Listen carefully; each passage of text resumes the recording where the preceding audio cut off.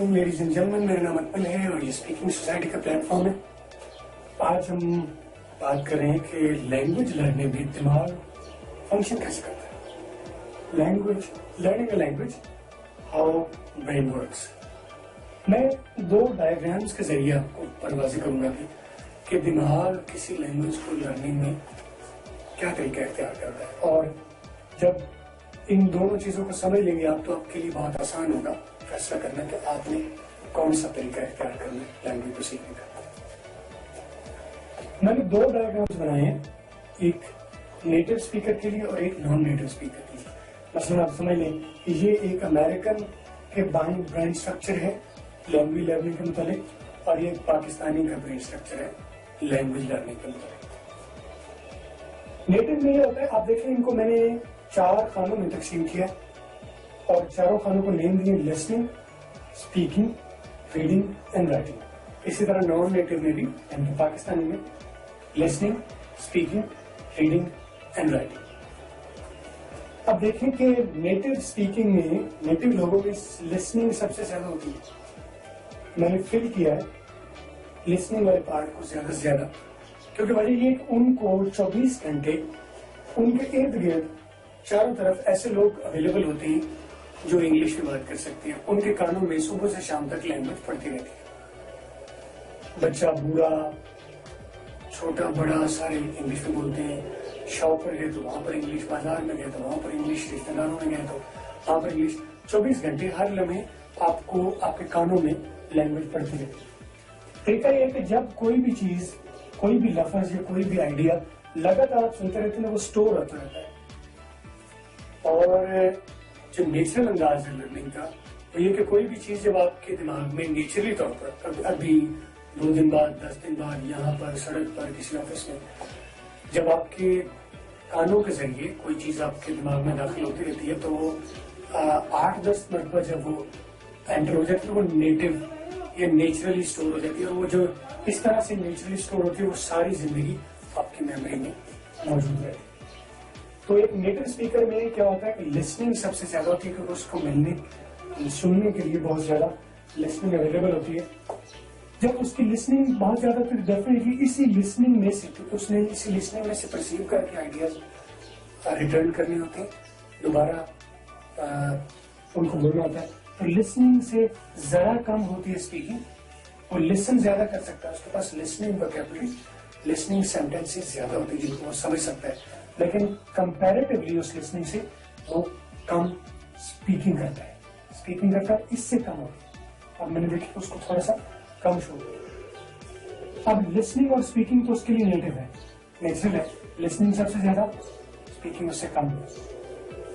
Writing, क्योंकि उनमें जैसे हमारे यहाँ पंजाबी राइज है, हम पंजाबी उर्दू बोलते हैं, सुनते हैं, बोलते हैं, सुनते बहुत लिखते हैं, लेकिन बहुत कम लिखते हैं। रीडिंग हमारी लिसनिंग से बहुत कम है। सुबह से शाम तक आपको सुनने को तो मिलती है, रीडिंग के लिए आपको लाइब्रेरी जाना पड़ेगा, अखबार खोलना पड़ेगा, बुक खोलना पड़ेगी, तो हम बॉदर नहीं करते। लिसनिंग सुबह से शाम तक, तो लिसनिंग सबसे ज्यादा होती है, स्पीकिंग उससे कम होती है। फिर कंपैरेटिवली रीडिंग लिसनिंग से भी कम होती है, और इसकी निस्बत राइटिंग बहुत ही कम होती है। मुझे याद है एक मरतबा मैं एयरपोर्ट पर खड़ा था, तो मुझे एक अंग्रेज जो है बड़ा सोबर किस्म का मुझे आया, कहता है सर ये could you read this for me. उसके पास कुछ चिट थी तो वो कहता था could you read this for me. इसका मतलब उसे पढ़ना नहीं आता तो डेफिनेटली लिखना भी आता है। इसका मतलब है वो नेटिव है, उसके लिए लिसनिंग उसकी बहुत अच्छी है, स्पीकिंग बहुत अच्छी है, लेकिन उसने पढ़ना लिखना सीखा नहीं है, तो उसके लिए रीडिंग उसको नहीं आती, राइटिंग उसको नहीं आती। तो नेचुरली है, आप कहेंगे कि मैंने एक अंग्रेज देखा बहुत अच्छी अंग्रेजी बोल रहा था, तो ये उसके लिए नेटिव है। लैंग्वेज तो किसी भी जुबान, जिस एरिया में आप पैदा हुए हैं वहाँ की लैंग्वेज आपके लिए नेटिव है, उसको सीखने की जरूरत नहीं है।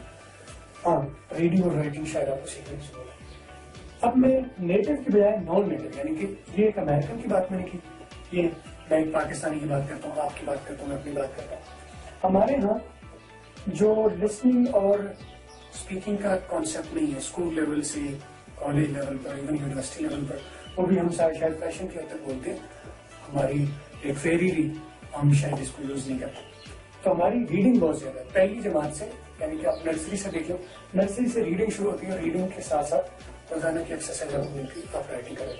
तो नॉन नेटिव स्पीकर के लिए रीडिंग बहुत ज्यादा होती है, जितनी इधर लिसनिंग ज्यादा है उतनी इधर रीडिंग ज्यादा है। और इस रीडिंग के रिटर्न में डेफिनेटली जो आपकी इनपुट है हमेशा वो आपकी आउटपुट से ज्यादा होगी। ये देखिए, ये दोनों पार्ट्स जो हैं, लिसनिंग और रीडिंग आपकी इनपुट है, यहाँ पर भी ये आपकी इन है,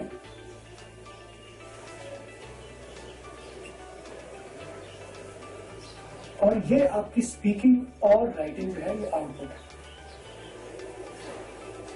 ठीक है, हमेशा ध्यान में रखें कि इनपुट किसी भी, वो मशीन की बात करें, इंसानों की बात करें, हमेशा इनपुट ज्यादा होती है आउटपुट से।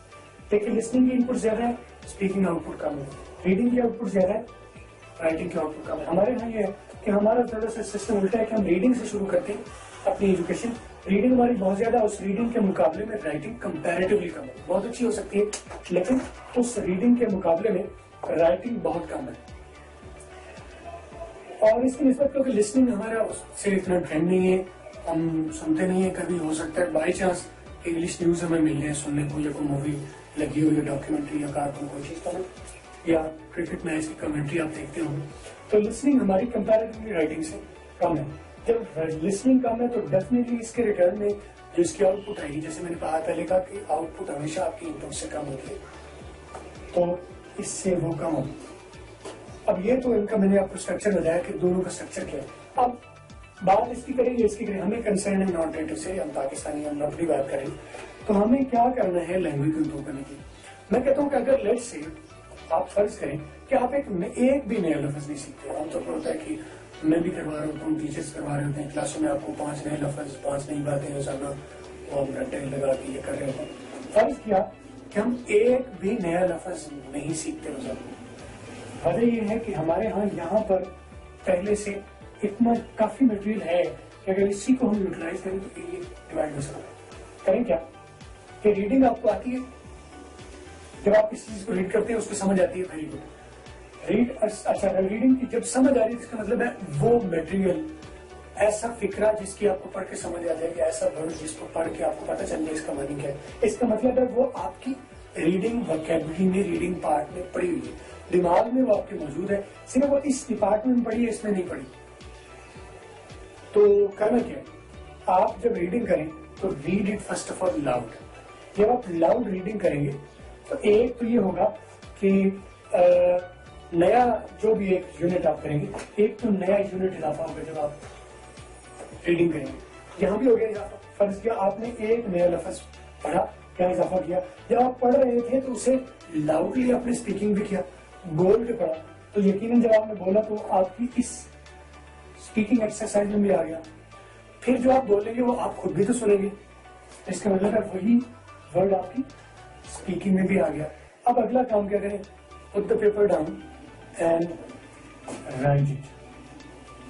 तो आप देखें कि क्या हुआ कि एक लफ्ज जो रीड हमने किया, अगर उसे लाउडली रीड किया तो वो आपकी स्पीकिंग में भी शामिल हो गया, तो आपकी लिसनिंग में भी शामिल हो गया। और अगर आपने वादर किया तो उसको थोड़ी सी कोशिश की कि लिख भी दिया एक बार, तो गलत से ही कोई मसला नहीं, एक बार गलत से गुजार दे तो आपकी राइटिंग में भी शुमार हो जाएगा। तो ये क्या करना है, रोजाना रीडिंग करते हैं, रीड किया, इधर से एक सेंटेंस रीड किया, लाउडली बोल के किया, यहाँ स्टोर हो गया। जब लाउडली आपने बोल के किया वो आपने खुद सुना भी सही और यहाँ भी स्टोर हो गया, उसको बाद में राइट भी कर दिया, स्टोर हो गया। तो आप अपनी इसी वोकैबुलरी को रीड करते रहे तो वो यहाँ पर ऐड होती रहेगी। रीड करते रहे लाउडली, जब आप लाउडली रीड करेंगे तो आप सुनेंगे भी सही, उसको लिसनिंग में भी आती जाएगी और बाद में उसको आप राइटिंग भी कर दें। तो ये क्या होगा कि यही वोकैबुलरी जो इतना हिस्सा ये पड़ा हुआ है, यही आपकी कॉपी होके फुली यहाँ पर भी आ जाएगी, यहाँ पर भी फुल हो जाएगी और यहाँ पर भी फुल हो जाएगी।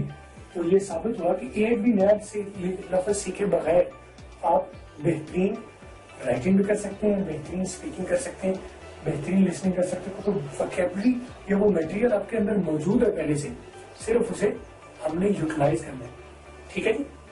एक्टिविटी, जब आप किसी भी अपनी लैंग्वेज की किसी भी कैपेबिलिटी को एक्टिविटी में ले आएंगे तो आपके अंदर वो शानदार रिजल्ट पैदा करेगी। जैसे मैं पहले कहता हूँ कि आपके अंदर मैं देख रहा हूँ बहुत बड़े राइटर्स, बहुत बड़े स्पीकर्स, इंशाल्लाह मेरी हेल्प आपके साथ रहेगी और इंशाल्लाह आप वो चीजें अचीव कर पाएंगे जो आप पहले ख्वाब देखते हैं। मैं बार बार ये कह रहा हूँ कि मुझे कैसे पता चलेगा कि आपको ये सीरीज पसंद आ रही है, नहीं पसंद आ रही है, इसमें कुछ कमी है। आप इसे क्रिटिसाइज कीजिए, आप कमेंट कीजिए, आप ओपिनियन दीजिए, आप सजेस्ट कीजिए। मैं जरूर आपकी राय का एहतराम करूंगा। मुख्तलिफ चीजें जो है आपको इस व्हाइट बोर्ड के जरिए आपके तक डिलीवर करूंगा। मैं कोशिश कर रहा हूँ कि वीडियो क्वालिटी बेहतर हो, प्रेजेंटेशन बेहतर हो, लैंग्वेज की नई नई चीजें आपको मैं प्रेजेंट करूँ। मुझे उम्मीद है आपको ये सब अच्छा लग रहा होगा। आपके टाइम का बहुत शुक्रिया। आज के लिए इतना ही काफी। अल्लाह हाफ़िज़।